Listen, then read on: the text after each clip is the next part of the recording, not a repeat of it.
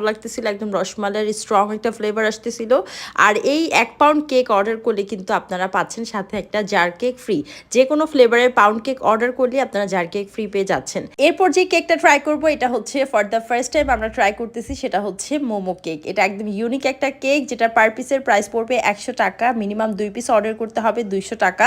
কেকটা হচ্ছে উপরে একটা ক্রিপ কেকের মতো লেয়ার থাকবে, ভিতরে হচ্ছে cake, cream and chocolate chips থাকবে, হোয়াইট চকলেট চিপস। খেতে বেশ ভালো লাগতেছিল, আপনারা ট্রাই করতে পারেন। ইউনিক যেহেতু একটা কনসেপ্ট, সো আপনারা ট্রাই করলেও করতে পারেন। 200 টাকা থাকবে দুইটার প্রাইস, মিনিমাম 2 পিস অর্ডার করতে হবে।